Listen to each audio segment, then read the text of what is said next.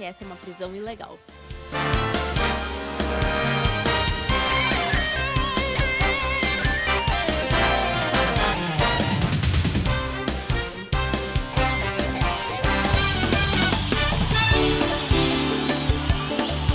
3h27, semana decisiva para os brasileiros que estão na pré-Libertadores, né? Corinthians está nessa fase decisiva, a situação é complicadíssima para o Timão. Por outro lado, o Bahia já tem a situação mais tranquila, empatou fora de casa.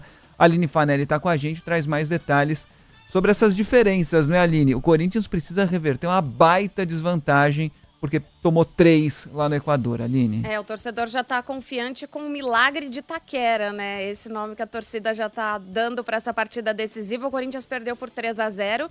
Então, assim, precisa vencer por 4 gols de vantagem para se classificar de maneira direta para a fase de grupos, ou, em caso de 3 de vantagem, levar a disputa para os pênaltis. É um resultado que, na competição continental, nessa necessidade de reverter uma desvantagem desse tamanho, o Corinthians nunca passou por essa situação e nunca conseguiu também reverter uma situação como essa. E aí, pensando na equipe que o técnico Ramon Dias pode mandar a campo, com relação ao último jogo da semifinal do Campeonato Paulista contra o Santos, o lateral esquerdo Angileri já não pode ser escalado porque ele não foi inscrito nessa etapa da Libertadores. Então já é uma mudança que o técnico Ramon Dias precisará fazer. Com relação ao Yuri Alberto, ele levou aquela falta pesada do Zé Ivaldo para cima dele, tanto é que ficou mancando no jogo, teve que ser substituído. Essa pancada deixou o tornozelo dele inchado, não tem lesão, começou a fazer tratamento.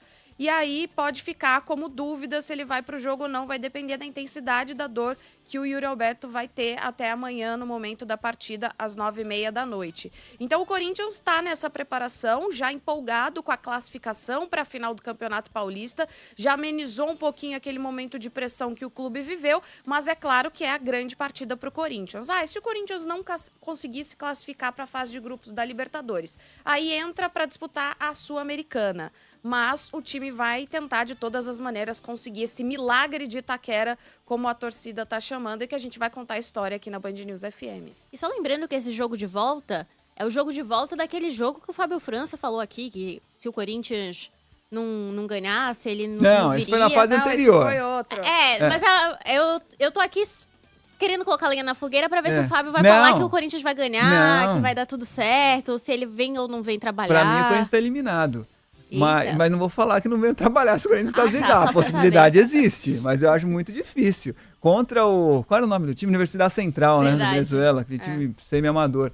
O Corinthians, pelo amor, né? Falei pra Isa no dia seguinte, certo tava eu. Sim. Errado tava o Corinthians, que passou aquele sufoco todo. Sim. Não era pra passar. É verdade. Mas agora contra o Barcelona é um time de verdade, né? O Barcelona que no fim de semana simplesmente levou de 4-0 do Independiente Del Valle no Campeonato reserva, Equatoriano. Né? Estão se preparando pra esse jogo. O problema é o seguinte, 3-0 dá pra acontecer. Vai que sai um gol logo no comecinho. Vai que tem um pênalti e tem um zagueiro expulso. Esse é o problema. E a atmosfera também da arena. Da arena, claro. O Corinthians começa sempre pressionando na arena, né? Não é difícil o Corinthians fazer um gol nos primeiros 10 minutos de jogo.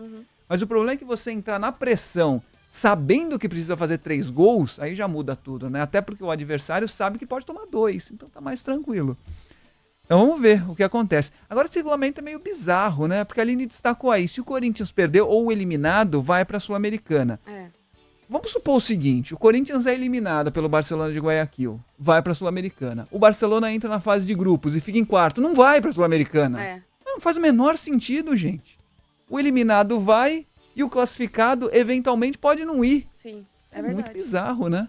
Mas enfim, é o regulamento que todos assinaram. E o sorteio, lembrando do sorteio, né, da Libertadores, que é na segunda-feira, já o sorteio da fase de grupos. O Bahia joga na quinta-feira com o Boston River, né? Eu citava também, são 2 brasileiros nessa terceira fase. O Bahia empatou fora de casa com o time do Uruguai, um time pequenininho também, torcida pequena, o Estádio Centenário estava vazio. Foi um bom resultado, 0-0 fora de casa, agora basta vencer em casa para se classificar também. E a torcida do Bahia confiante em Rogério Ceni, né? Que conhece muito bem essa competição, que tem essa experiência. O jogo é na quinta-feira, às 21h30, sem vantagem para ninguém, então o Bahia tem tudo para se classificar. Os outros 2 confrontos dessa fase, Melgar e Cerro Porteño. O Cerro venceu o primeiro jogo fora de casa por 1-0, está perto da classificação. Alianza Lima e Deportes Iquique. O Alianza Lima, que já eliminou o Boca na fase anterior, também venceu fora de casa 2-1, está perto da classificação. Aline, vou abusar um pouquinho. Você tem Liga dos Campeões da Europa aí? Se não tiver, eu vou falando que o jogo é do Barcelona. A gente vai falando que o Barcelona tá ganhando de 3-1. Já tá 3-1? Fez 2 gols. Já tá 3-1 pro Barcelona, uma fase então. absurda, né? Liga dos Campeões da Europa, 3-1 pro Barça. É jogo de ida ainda? Não, jogo de volta. O Barça venceu o jogo de ida por 1-0. Então tá 4-1 no agregado. Tá nas quartas de final, o Barcelona vencendo por 4-1. E, claro, ao longo da programação, a Aline volta atualizando também os resultados da Liga dos Campeões da Europa, mata-mata, fase 8ª de final. Valeu, Aline. Valeu.